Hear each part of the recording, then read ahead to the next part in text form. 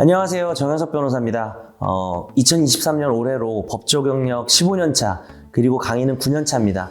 이제 내년 되면 딱 10년 차가 되네요. 여러분 만나 뵙게 돼서 반갑습니다. 제 민사법 커리큘럼은 주로 방학 때 진행되는 GPA, 로스쿨 재학생들을 위한 커리큘럼과 변호사 시험을 준비하는 우리 수험생분들을 위한 수험 커리큘럼이 있습니다.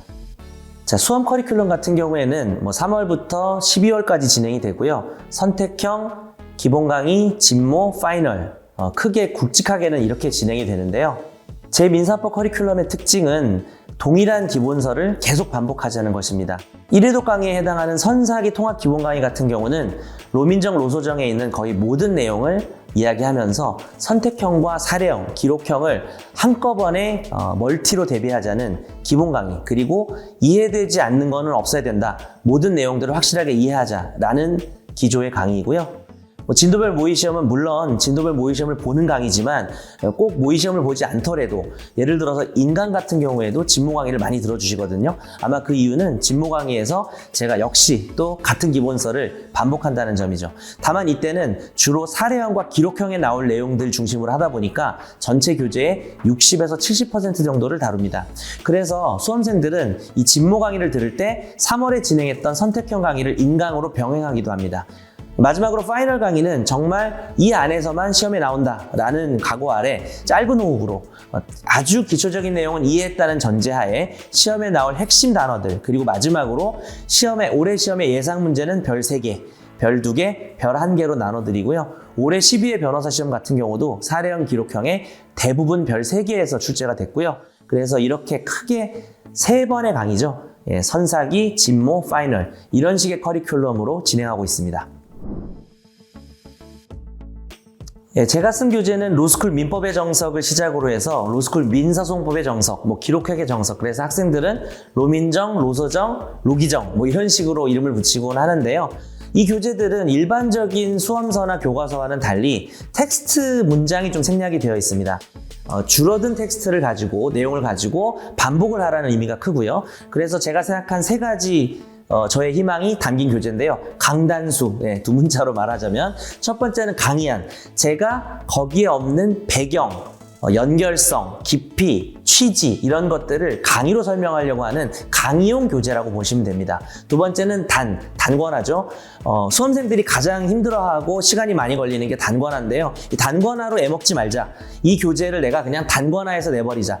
물론 아주 지엽적이거나 부차적인 내용들까지 다 담으면 효율이 낮아지니까 그런 것들을 마지막에 한두 번 보라는 의미에서 보충 프린트로 나눠드리고 있고요. 세 번째는 수석 합격자의 답안지입니다. 수석 합격자라면 전국에서 어떤 내용을 담아야 되는가라고 하는 기준에서 단 하나의 단어도 빠지지 않게끔 판례를 요약해놨습니다.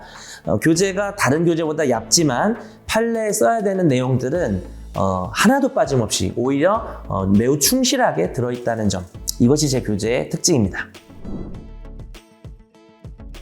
해마다 전국 수석을 하거나 또 대형 펌에 또 로클럭이 됐다 이런 메시지를 받을 때마다 너무 고마워요. 저를 생각해 준다는 거잖아요. 그런 성과를 냈을 때. 그리고 사실 본인들이 잘한 건데 변호사님 덕분에 민사법 점수 올랐다, 너무 고맙습니다. 그럴 때마다 정말 강사로서 보람을 느끼죠. 하지만 저는 그것 못지않게 어쩌면 훨씬 더 큰 보람을 느끼는 때는 재도전하는 수험생들이 제 수업을 듣고 점수가 올랐다, 그것도 엄청나게 올랐다, 이런 일들이 매년 저를 가장 기쁘게 하는데요. 그런데 그 짧은 기간에 저를 처음 만나서 점수 올리는 방법, 어디서 점수가 올라가는지를 알게 돼서 변호사 시험에서 민사법 점수가 100점 이상 오르는 경우들이 매년 여러 명이 있고요.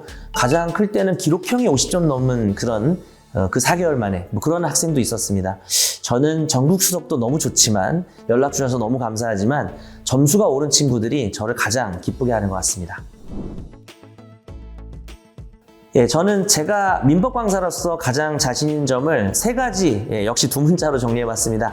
재정점, 3가지인데요. 첫째는 재미있는 민법입니다.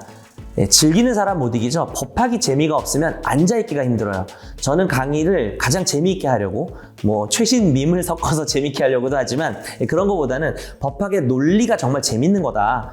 이런 부분을 담아서 실제로 학생들도 민법이 이렇게 재밌는지 몰랐다 라는 얘기를 감사하게도 많이 해주십니다. 두 번째는 정확성입니다.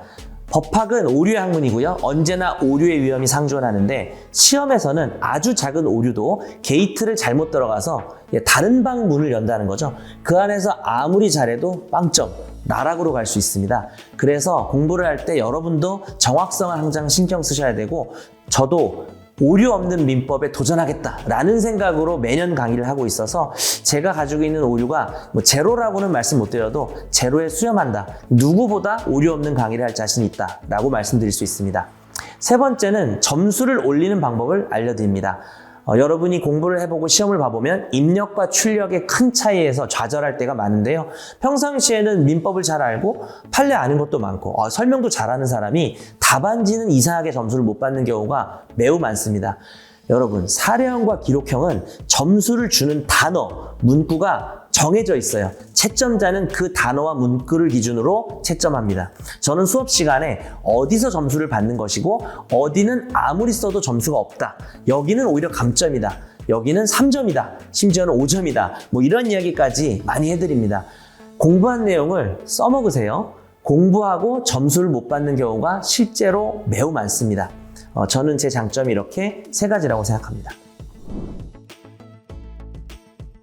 저는 올해도 제가 매년 꼭 하겠다고 마음먹은 여태까지 나왔던 모든 기출문제, 변호사 시험과 모의 시험, 선택형, 사례형, 기록형. 올해는 이제 50회분이네요. 그러면 선택 사례 기록으로 하면 150개네요. 근데 한 개가 여러분들 아시겠지만 한 개를 보는데 몇 시간이 걸리죠? 그걸 올해도 할 겁니다.